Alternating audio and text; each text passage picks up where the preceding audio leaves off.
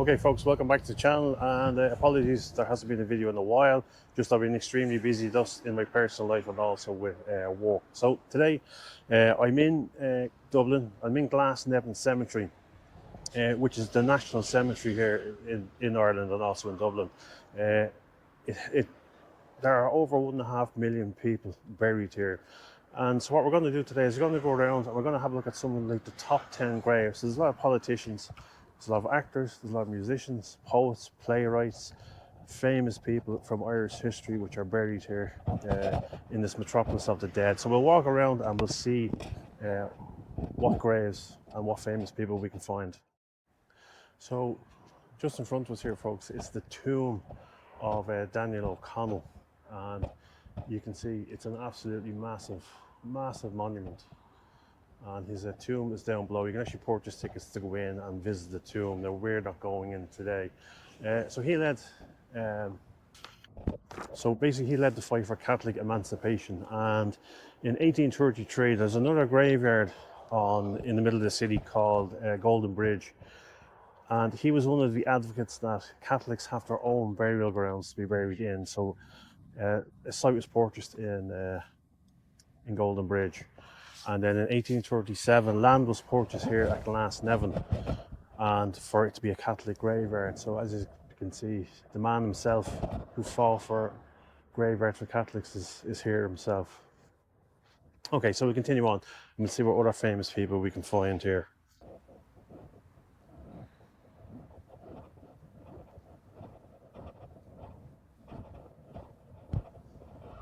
And here we are, Roger Casement, 1864 to 1916. He died basically bringing guns into the country. He almost drowned, but eventually he was captured. But he died in 1916.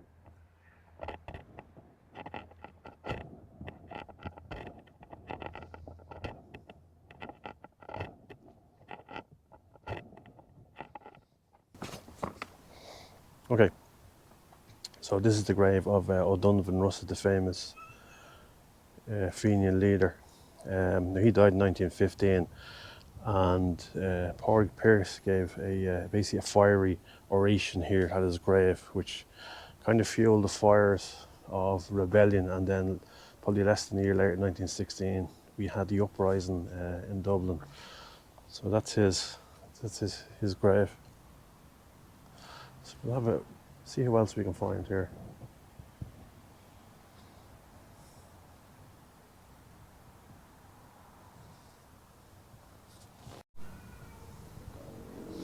Now folks, we have, this is the grave of Michael Collins, the famous basically rebel who fought in basically the 1916 rising, and then eventually was the one who basically brought the British to the negotiating table. But unfortunately then, with divisions in the IRA and the leadership here, he was eventually killed in 1922 in Cork.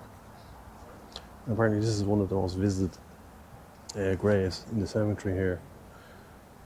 Here's the cap badge there, the Irish Defence Forces.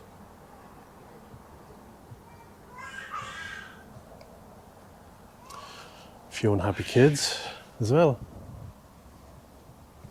Okay, let's see who else we can find. Okay folks, so we're going into another section of the graveyard, which is on the opposite side of the road and on the opposite side of the railway. Guys trimming the bushes down there. So there's two graves that we're trying to find here. One is Christy Brown. If you know the film My Left Foot, that's that Christy Brown. And then we're also looking for the grave of the late great Luke Kelly from the Dubliners. His grave is in here as well. So we'll have a look around. And funnily enough, my grandparents are actually buried near me on my father's side. They're in here somewhere. I have no idea where. So you never know. We might just happen across the grave, but we'll see. Okay. So and it's not near as big as the main cemetery, as you can see. Okay. Now folks, was actually trying to find Christy Brown's grave, but by chance I've come across Luke Kelly's grave from the Dubliners. So he's only 44 when he died. Okay.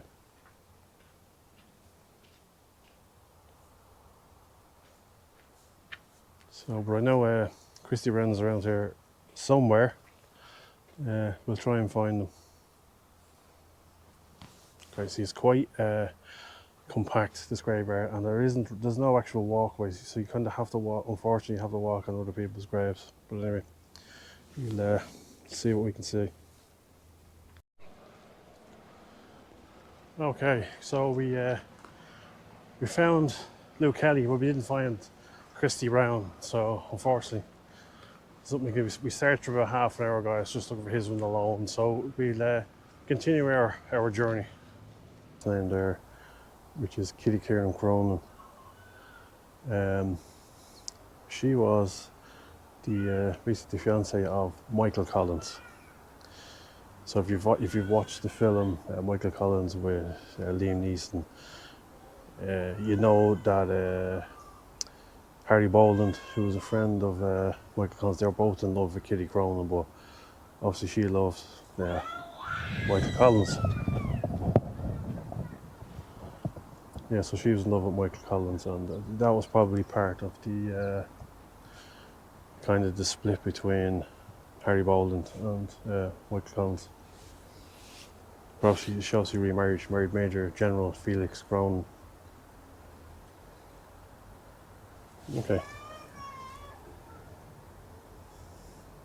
So the section here, folks, is like it's a military section now. I think this has been added in the last couple of years, where it commemorates a lot of Irish people who died both in the First World War and the Second World War.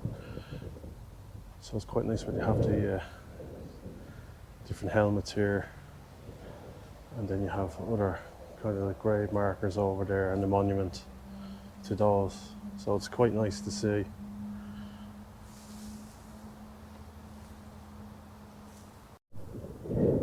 So we have this is the grave of Éamon de Valera, one of the more controversial figures in Irish politics and history.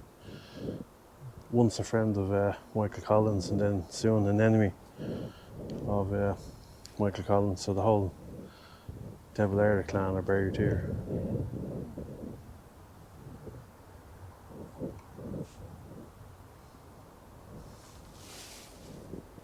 So there's the grave of Calabro. He died in 1922 during the Civil War. He was killed.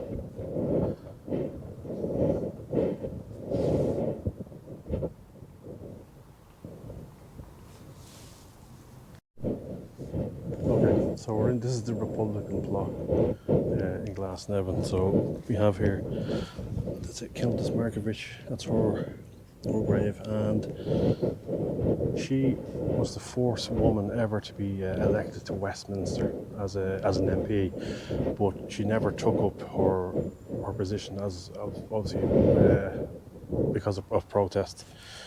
Okay, who else do we have here? We have Harry Boland. It's a marker there for Harry Boland, and as I was saying earlier on, he was a friend of Michael Collins. He also fancied Kitty, who was in love with Michael Collins, so he's buried here, and he was killed during the Civil War by Free State soldiers. For the last couple of minutes trying to find Charles Stewart Parnell's grave, and we've finally found it, which is here.